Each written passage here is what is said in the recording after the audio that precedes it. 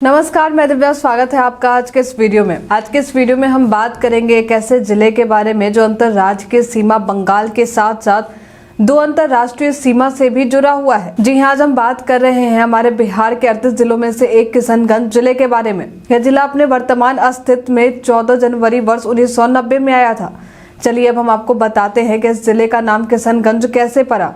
दरअसल इस क्षेत्र में एक थके हारे हिंदू संत खगदर नवाब मोहम्मद फखरुद्दीन की अवधि के दौरान पहुंचे थे। थकावट होने की वजह से वे आराम करने के उद्देश्य से यहाँ रुके, लेकिन जब उन्हें पता चला कि इस क्षेत्र का नाम आलमगंज है, यहाँ के नदी का नाम रमजान और इस क्षेत्र के जमींदार का नाम फखरुद्दीन है, तो उन्होंने यहाँ रुकने से इनकार कर दिया था। जब इस बात का पता जमींदार को चला तो उसने किशनगंज गुर्री से रमजान पुल गंधी घाट तक के कुछ क्षेत्रों की घोषणा कृष्णा कुंज के नाम से कर दी। समय के साथ साथ यह क्षेत्र लोगों के बीच किशनगंज नाम से प्रचलित हो गया। इस जिले का मुख्यालय किशनगंज शहर में ही स्थित है। आइए अब जानते हैं इस जिले के चौहद्दी और क्षेत्रफल के बारे में। यदि इस जिले के चौहद्दी की बात करें तो यह जिला दक्षिण और पश्चिम की दिशा में पूर्णिया जिले से घिरा हुआ है। वहीं पूर्व दिशा की तरफ पश्चिम बंगाल के उत्तर दिनाजपुर जिले से घिरा हुआ है। यदि उत्तर की बात करें तो पश्चिम बंगाल के दार्जिलिंग और नेपाल के अंतर्राष्ट्रीय सीमा से अपनी सीमा साझा करता है। वहीं बांग्लादेश से इसे पश्चिम बंगाल की एक संकीर्ण पट्टी जो लगभग 20 किलोमीटर चौड़ी है, वो इसे अलग करती है। यदि हम इस जिले के क्षेत्रफल की बात करें तो यह जिला 1884 वर्ग किलोमीटर के क्षेत्र में फैला हुआ है। इसकी जनसंख्या लगभग 16,90,948 है। यदि यहाँ के साक्षरता दर की बात करें तो 57.04% यहाँ की साक्षरता दर है। इस जिले में कुल 7 प्रखंड, 802 गांव और 4 नगर पालिका है। चलिए अब हम जानते हैं इस जिले के इतिहास के बारे में। ऐसा कहा जाता है कि इस जिले का इतिहास महाभारत काल जितना पुराना था। महाभारत काल में इस जिले का नाम ठाकुरगंज हुआ करता था। आगे चलकर नेपाल के सीमा पर होने के कारण यह लोगों के बीच नेपालगढ़ के नाम से भी प्रचलित हुआ। जब मुगलों द्वारा इस जगह पर कब्जा कर लिया गया तो उसके बाद मोहम्मद रेजा द्वारा इस जिले का नाम आलमगंज रख दिया गया था। फिर आलमगंज से लोगों के बीच यह जिला किशनगंज नाम से कैसे प्रचलित हुआ, इसकी चर्चा हम पहले भी कर चुके हैं। किशनगंज पूर्णिया जिले का एक महत्वपूर्ण उपमंडल था। फिर यह जिला अपने वर्तमान अस्तित्व में 14 जनवरी 1990 को आया। यदि हम इस जिले के प्रसिद्ध व्यक्ति की बात करें तो हमें इंटरनेट पर इस जिले के किसी भी प्रसिद्ध व्यक्ति की जानकारी नहीं मिली। यदि आप किशनगंज जिले के किसी भी प्रसिद्ध व्यक्ति के बारे में जानते हैं तो हमें हमारे कमेंट सेक्शन बॉक्स में लिखकर जरूर बताएं। आइए अब हम जानते हैं इस जिले के यातायात की सुविधा में सड़क, रेल और हवाई मार्ग के बारे में। तो चलिए सबसे पहले हम जानते हैं इस जिले के सड़क मार्ग के बारे में। इस जिले का सड़क मार्ग बिहार के कई प्रमुख मार्गों से जुड़ता है। हम इस जिले से बिहार के कई हिस्सों में आसानी से जा सकते हैं। यदि हम राजधानी पटना से इस जिले में आने की बात करें तो सबसे पहले हम बात करते हैं वाया NH 27 की। इस सड़क की दूरी 380 किलोमीटर तक में है, जिसे तय करने में 8 घंटे और 36 मिनट तक का समय लग सकता है। आइए अब इस मार्ग के बारे में विस्तार से जानते हैं।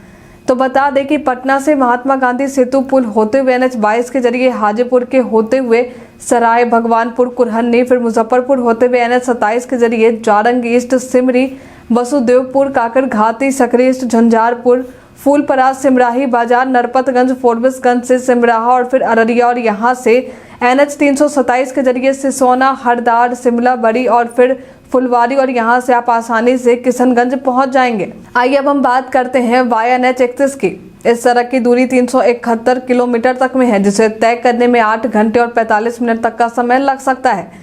यदि विस्तार से इस सड़क के रूट को देखें तो पटना से NH 31 के जरिए खुसरपुर, बख्तियारपुर, बाढ़ होते हुए मुकामे खास, सिमरिया, बेहात से बेगूसराय पहुंचेंगे। अब यहां से साहेबपुर, कमाल, खगड़िया, महेशखूंट, सुंदीहा, सतीश नगर, नौगछिया और फिर NH 231 होते हुए बिलगाछी से NH 27 के जरिए बैसी, सुरजापुर, कांकी से किशनगंज पहुंच जाएंगे। आइए अब जानते हैं वाया NH 31 और NH 27 की। इस सड़क की दूरी 373 किलोमीटर तक की है, जिसे तय करने में 9 घंटे और 19 मिनट तक का समय लग सकता है।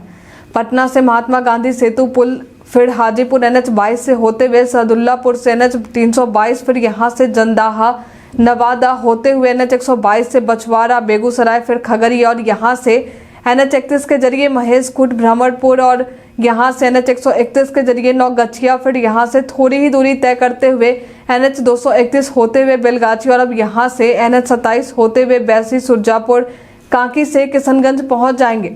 जानकारी के लिए बता दें कि यदि आप किशनगंज सड़क मार्ग के जरिए जा रहे हैं और आपको रास्ते में BR37 के वाहन दिखने लगे तो समझ जाइए कि आप किशनगंज के सीमा में प्रवेश कर चुके हैं। आइए अब हम बात करते हैं रेल मार्ग की। भारत के दूसरे हिस्से में भारत के उत्तर पूर्वी हिस्से के कनेक्टिंग जंक्शन में से एक किशनगंज का रेलवे स्टेशन है। यहाँ से कई ट्रेनें बिहार और देश के प्रमुख शहरों के लिए संचालित होती हैं। यदि हम यहाँ के प्रमुख रेलवे स्टेशन की बात करें तो किशनगंज रेलवे स्टेशन है, जिसका स्टेशन कोड KNE है। इसके अलावा यहाँ के अन्य रेलवे स्टेशन में सुरजा, कमल, कांकी, हटवाड़, तौहीद आदि शामिल है। यदि आप पटना से किशनगंज ट्रेन के माध्यम से आना चाहते हैं तो पटना जंक्शन से आपको कई ट्रेनें मिल जाएंगी, जिनमें सबसे पहले है सिक्किम महानंदा एक्सप्रेस। यह ट्रेन पटना जंक्शन से रात के समय 12:50 पर है और यह ट्रेन आपको सुबह 11:50 पर किशनगंज पहुंचा देगी।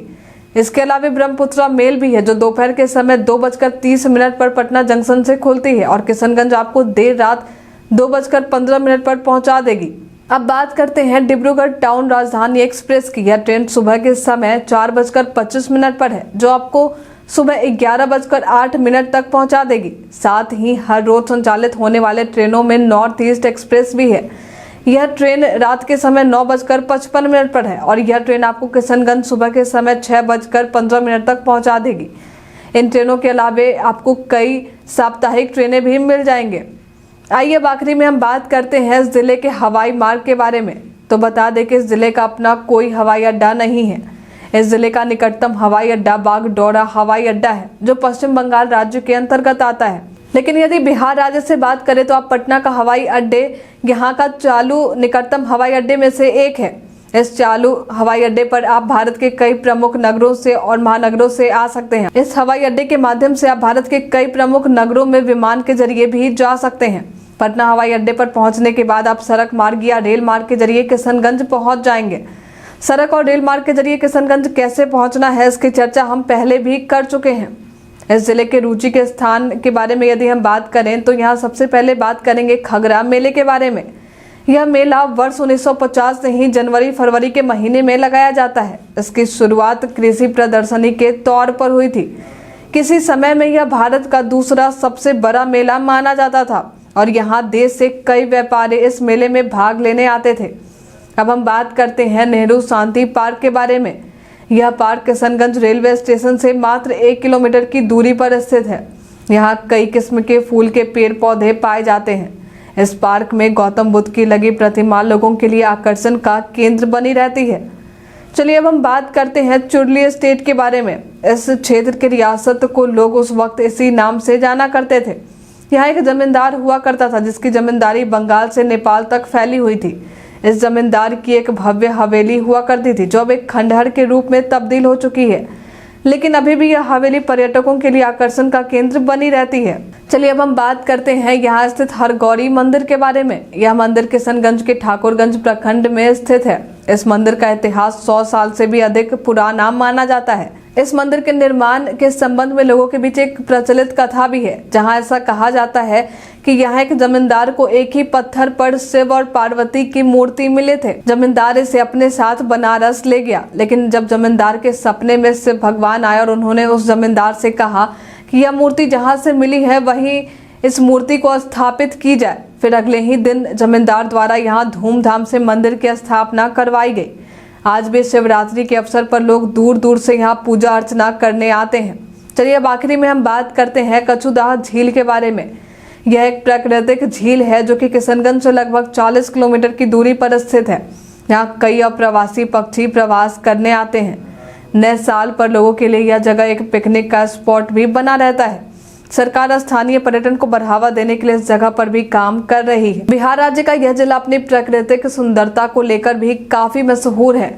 यहाँ मुख्य रूप से धान, गेहूं, मक्के, पटसन यानी जूट की खेती की जाती है। इस जिले में पिछले 2 दशक से चाय की खेती भी एक नए विकल्प बनकर सामने आ रही है। यहाँ किशनगंज मुख्यालय से 10 किलोमीटर की ही दूरी पर स्थित बिलवा से ठाकुरगंज तक चाय के बागान नजर आते हैं। यहाँ के स्थानीय बाजारों में यहीं से पैकेजिंग कर बेचने का काम भी किया जाता है। वहीं कई बार इनके हरी पत्तियों को असम और पश्चिम बंगाल के फैक्ट्रियों में भी प्रोसेसिंग के लिए भेजा जाता है। यहाँ की अर्थव्यवस्था में मुख्य भूमिका कृषि की ही रही है। आज के इस वीडियो में फिलहाल इतना ही। उम्मीद करते हैं आपको किशनगंज से जुड़ी यह जानकारी पसंद आई होगी। हमारे साथ बने रहने के लिए आपका धन्यवाद।